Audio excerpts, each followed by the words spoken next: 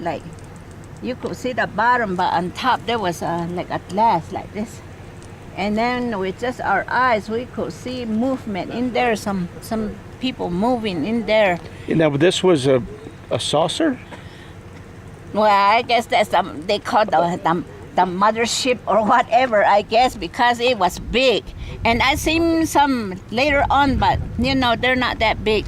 But the one we saw was big, and then my husband jumps off, and then he gets his binoculars on this side. I was standing behind the truck. He got his binoculars and he started looking at it. And then it didn't even take him long. And then he tells me, "Get in the truck," he says. And then I told him, "I want to see it too." But then he tells me, "Get in the truck." So I got in the truck. And then he got in the truck too. But, when he started to start the truck, it kind of didn't want to catch. And it's not an old truck. It didn't, it won't start for a while. But it finally caught on. And then he didn't tell me. I said, "Well, what did you see?" And we took off for home. And then when we got home, he finally told me. They threw down a ladder. And then two small persons started climbing down. That's when we took off. And that happened right here? Just right here. And then he said, "I don't know what it happened to me," he said. "I had a hard time getting back into the truck." That's what he told me. This was your husband? Uh-huh. And then I wanted to come back, so I ran to my brother's house. They live right next to us. I was going to tell them to come back down here with me. But then they had people at their house and they didn't want to come, so I ran back down to the house again, and there was a lady right from home. She came to my house, and then I told her what we saw, and then she tells me, "Well, did you tell the police?" she said. And then I said, "No, they won't believe me," I said. And then I guess when she left, she didn't waste no time. And here I was waiting for my boys. They were teenagers then. It was like about around 9 o'clock by then. And my boys, they came home. So I told them, "Get in the truck. I'll take you down so you can see, So they jumped in the truck, and then we were going towards that way. And then before we got to the bridge in Dulce, here the police were coming. Wow. And Gabe Valdez, he's one of them that investigated the whole thing. And right at that time, it was like in the 60s, they were killing cows. Uh-huh.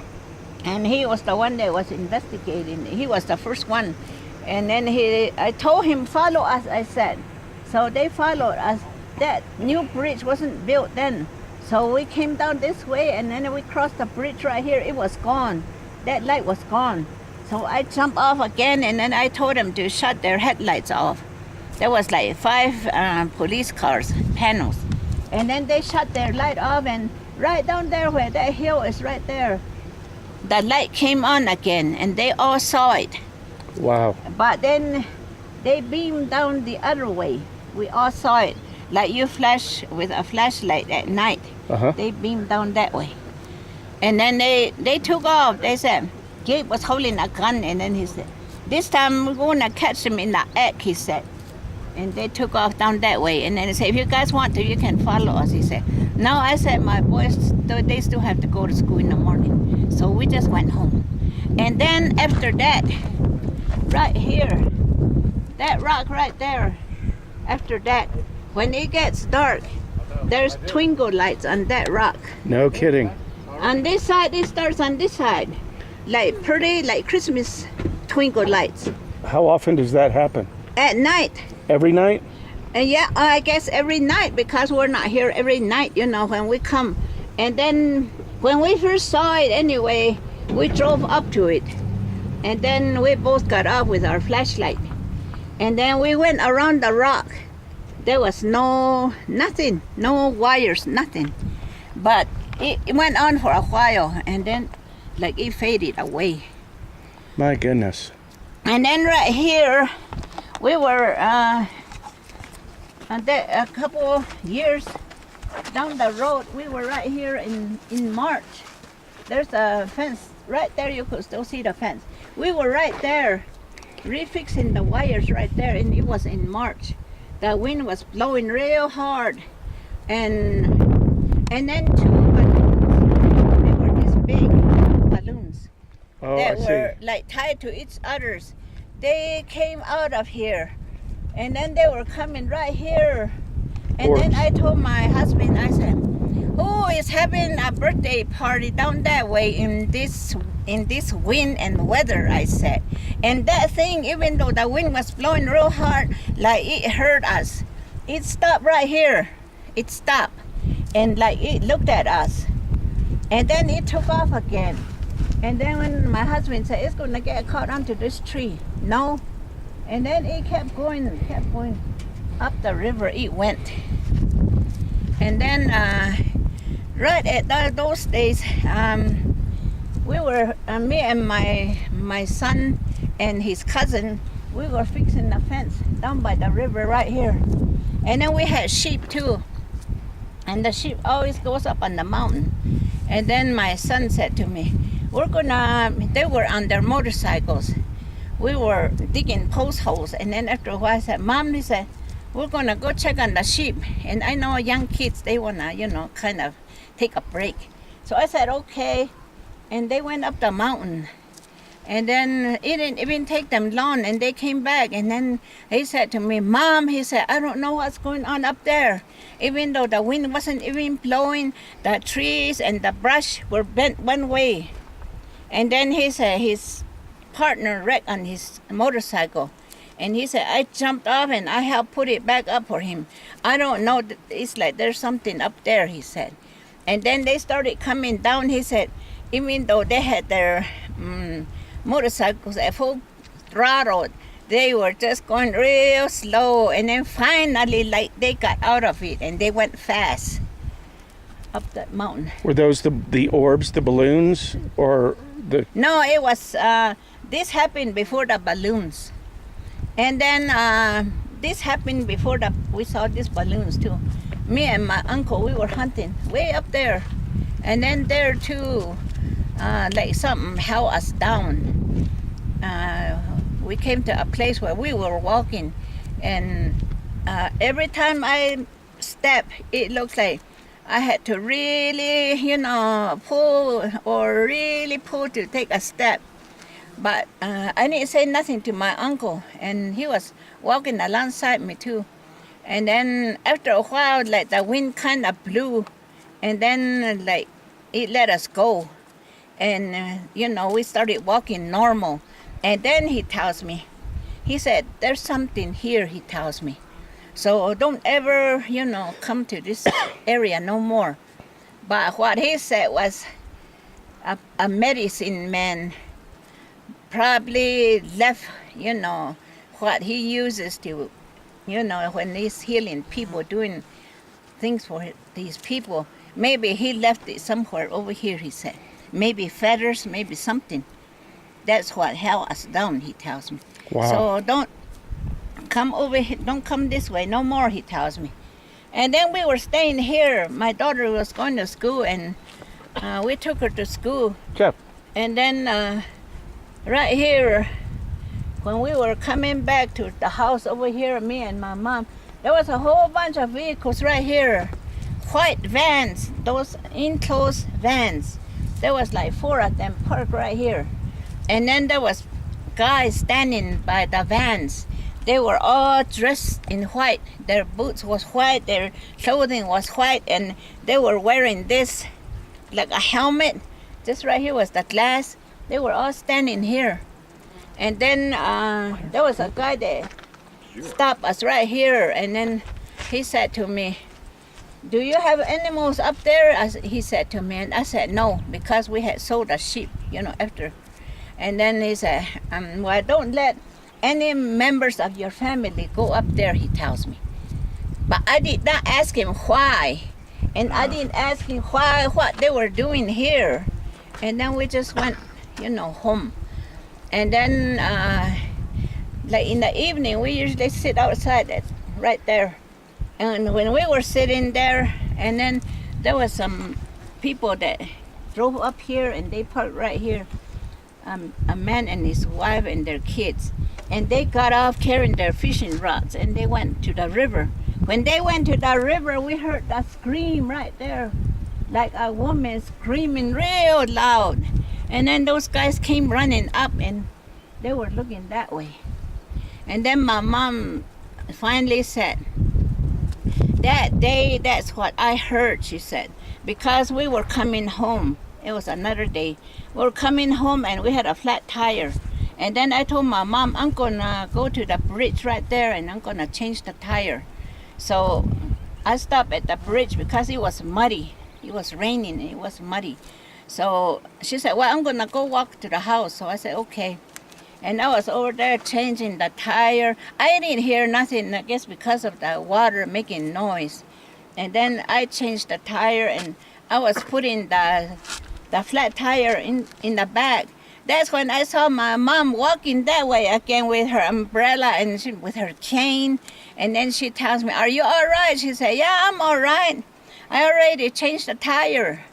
So when we heard that Bigfoot yelling over here, she said that day, that's what I heard. And I thought you got hurt, she said. And then another day, me and my husband, we were down below. And I don't know what happened to the truck. It stalled out with us. And my husband had the hood up. It was almost like in the evening, like almost about to get dark. And then he was trying to, I don't know what he was trying to do. And then I said, let's just leave the truck and let's go walk back up here. If we don't come to town tomorrow, my dad will come looking for us, I told him. But he was insisted on trying to start it. So I had 2 little puppies. I started walking back with them. And then just down below right here when we were walking, that thing yelled again. And then our bull was standing across there, and that bull was looking that way, like ready to run. And then the little puppies wouldn't even walk after that. They were just around my legs. They didn't want to walk no more. So I had to carry them home back over here. How old were you? I don't remember how old I was, but I was still younger then. And after it got real dark, my husband came home. And, things, after all these things, and then we were missing 15 horses. Oh. My goodness. My dad's team horses and our saddle horses, and we had a donkey. I used to use that donkey. See, I used to guide too, like from Texas in the fall.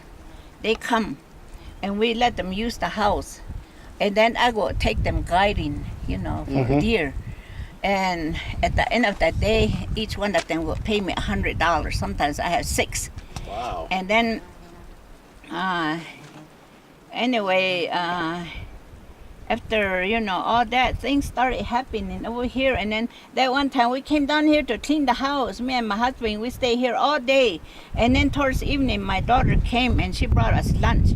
And we were sitting outside right there. And then there was a white car coming and they were trying to get in through this gate. And I was waving to them. I said, you have to go around and come in on that gate. So they went around and they parked right there. And then 2 of them got out the car, young guys. I don't know who they are, these young people now. And then they said, you guys better get out of here, they said. Because we always see goat man over here. He might do something to you. So you better go before it gets dark, he tells us. And then he said, up this way is a man, but down this way is a goat. That's what they told us. My goodness. And then last year when we had our first UFO conference, after, I was one of the speakers then. And then I told all this story, at the conference. Plus other people that told me their stories, And then after that, there was a teacher that worked at the school. I don't remember his name. He saw goat men too, the same way he described it. But it was on the other side of Dulce. They were coming in their vehicle and he crossed the road in front of them. My goodness. And then still another guy said that in Dulce that we have a cemetery. He saw goat men there too. And then we heard stories that over in the Archuleta Mountain, they're making all kinds of things, you know. Yeah.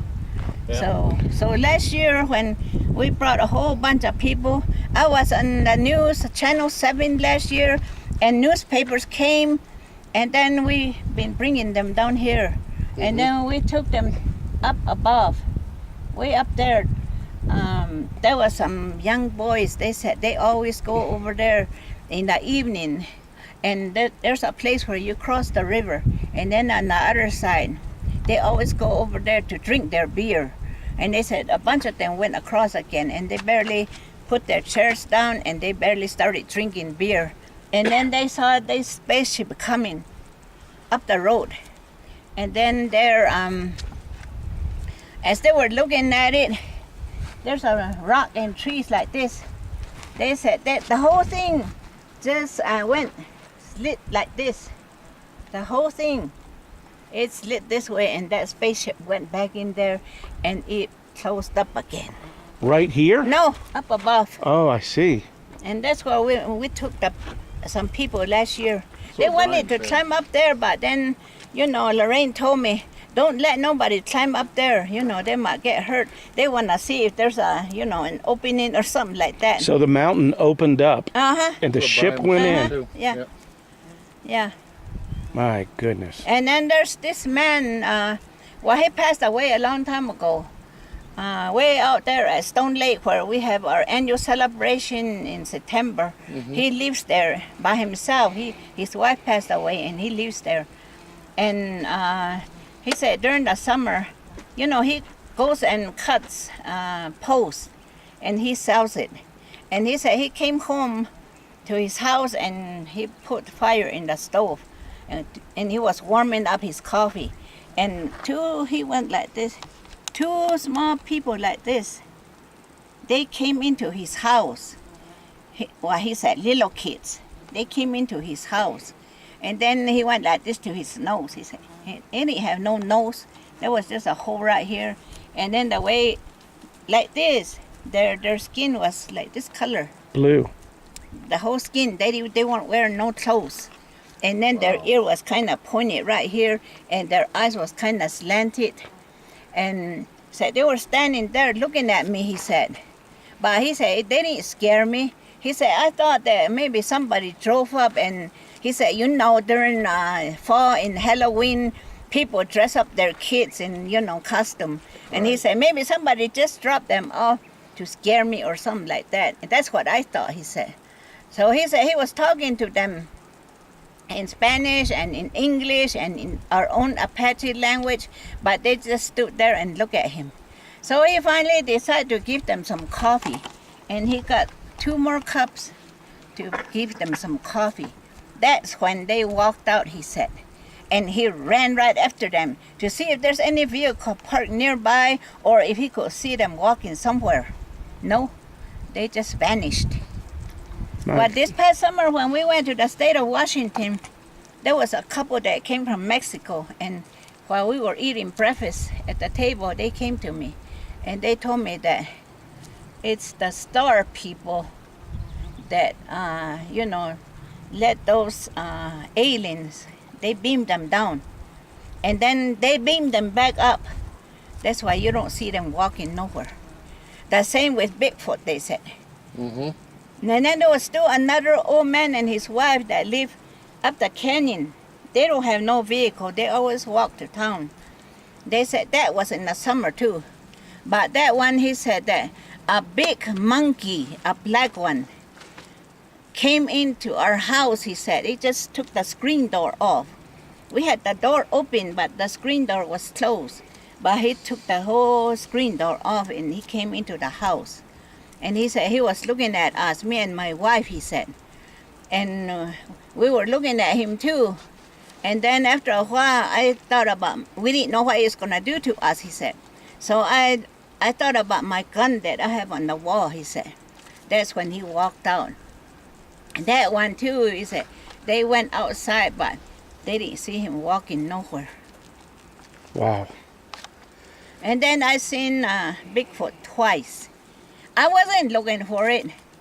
See, during the summer, I go and cut hay for people. And that way, towards Stone Lake, I was cutting hay. And I cut hay for this guy it took me like almost a whole week. And when I was about to finish, that one day, I was by myself then. My daughter was still little and she stayed home with her grandma. And my husband worked. And then that one day, I felt like something was watching me, my feeling. So I look around real good, and I don't see nobody. And it kept on like somebody's watching me. And then Brian, he came and he was unloading posts. That's when that spell broke. He took a picture of me on the tractor. I still have it on my wall. And then the next day, just above, there was the fence, and you couldn't get through there. So I had to go up there, and then I had to come down, and there was a pond right here, and then the road comes down. And it was on a Saturday. I was finishing up baling hay, and I was going towards the pond, but my husband was with me. He was stacking the bales in fives, because when we cut hay for people, we usually go half. And 5 bales of hay is easier to count than one by one. So that's what he was doing, and I was baling hay. I was going towards the pond. And then the road comes down right by the pond, and here that thing was standing there. That's the first time I ever saw something I've never seen before. That one was black too. He was tall, maybe 8 foot, I don't know. And he didn't have no ears, so it can't be a bear. And he was standing like this. And his head was like this, and he was looking at me. I was going towards him, and he just stood there. I was going towards him in the tractor. Finally, I didn't know what it was. It's not a bear, it's not an elk, so I stopped the tractor. And I shut off the baling machine. And I was looking at it, and he was looking at me. We were looking at each other. I didn't know what to make of it. And then I got worried about my husband. I wasn't worried about myself. I was worried about my husband. I thought it might do something to him. And then I looked this way to where he was, and he was way down there stacking the bales, and the truck was in the middle of the field. And when I looked back, it was gone. And I didn't waste no time. I dragged the baler over there and told my husband to get in the tractor, and he stood right here by me, and we went to the truck. And we drove up there, but then there was no tracks. My goodness. And then right here too, in that place, it's called Segura Canyon. There too, it had rained at night. And then we went up there to check on our cows because they were up there. And while we were driving up the dirt road, we saw 2 tracks side by side. One was this tall, this long, and then the other one was kind of shorter, but they walked like side by side. And then my husband said, "That's not a bear tracks." So I told him, "Stop," I said. So he stopped the truck, and I jumped off. And then I got off. When I saw those 2 tracks, I don't know why I said to the tracks, I said to them, "May you walk in beauty, and may I walk in beauty." Somehow that it just came to me, and I said it. Well, when I saw this Bigfoot over here, I was telling people about it.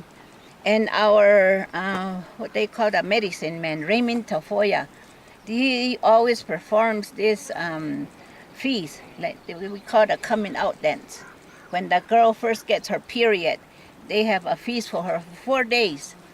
And I guess he heard about it. So when we were hauling hay that day, when we saw that Bigfoot out there, we went over there to eat, and we were sitting at the table. We were eating, and he came to me and sat in front of me. And he asked me, "I heard about what you saw," he said. So I told him what I saw. And then he tells me, "Well, don't be scared of it," he said, "because it's an Apache." He said, "Our people long ago, they said that they're going to come back to us. So don't be scared of it. It's an Apache." And he tells me, You just pray to it. Don't be afraid of him. And then here, couple days went by, and I was at the house, and my son came and he brought me a newspaper. They were chasing Bigfoot over at Hoyt Velarde's place. That's just on the other side of that hill where I saw Bigfoot. Right. They were chasing it. So after 5, we drove up there, and there was a whole bunch of trailers, camping trailers, in his field. But we didn't stop. We just bypassed it. That was the BFRO. And then a couple of days went by, and my son brought me another newspaper. And they were even chasing it at night. And there in that newspaper, it said that here's the road, and then on this side, this one said in Apache, Haya das Kai in Apache. He said, where did they go? And the other one on the other side of the road said to him, It Aquena Kai. He told him they're still here. In Apache. Then I believed that Raymond T, what he told me. Yeah. And then my second one I saw was down the river, down the canyon. See, down this river, it goes all the way outside of Colorado. And Is this the Little Navajo River? yeah, Okay. and we usually check on our cows down that way. So we were driving down that way, and it was raining that day too. And we turned around way down there, and then coming back up, I was looking alongside the river, and there on the grass, this one was sitting down. That one was a black one too, but she was holding a baby. No kidding. But I don't know why that baby right here on its forehead, about this size, a round circle, real bright round circle. And she was sitting there holding it. But I didn't tell my husband to stop. I know if I tell him, he's gonna stop and he's gonna get off. Yeah. And my grandma always told me that when you see an animal with a young one, you better stay clear. Yes. So I didn't say nothing until we got home, and then told her and her dad. And then a couple of days went by, and when she gets paid, she usually sometimes she treat us where you guys ate this morning, and we were there, and we ordered. And then she said, "I'm gonna go wash my hands," and she walked out. And then she comes rushing back in, and there's some people that live way down the river. She said, "I guess they were coming this way, and they saw 3. Said the 2 walk up the mountain like nothing, but the one that was carrying a baby was going slow." So Now- you did see it, Mom, you did see it, she tells me. Now back to where those people were staying with Hoyt, and you were talking about 2 speaking Apache. Was that 2 of the Bigfoot animals speaking Apache? Mm-hmm. And who heard them? It was in the newspaper. I don't know who heard it, but it was in the newspaper, And the- a small newspaper. And I was keeping both of those 2 newspapers, forever. I had it right here. And my grandkids, I don't know what they did with it. I guess they destroyed. I can't find it. So the animals were speaking Apache. Yeah. My goodness. Well, things are happening here nowadays. Now, unusual things are happening. It was never like this before. People are just, it's not the same. People are just hateful to each others. That's Not like it was a long time ago. yeah. They don't value each other's. And I thought, just a few of us, I thought, we recognize it. But the other night when we were praying down below right here, there was some young kids that were there, and they prayed with us too. Really. My They're goodness. aware of it, that things aren't going right. So we don't stay here anymore. Usually summer, we stay here all summer. And then like I told you, we lost all our horses. They're not dead nowhere. They just vanished. That's the reason why, see, last year when I was going to be one of the speakers, all the people in Dulce, especially the old people, they told me, don't talk about it, don't talk about it. It's going to kill you, it's going to do something to you. Don't talk about it.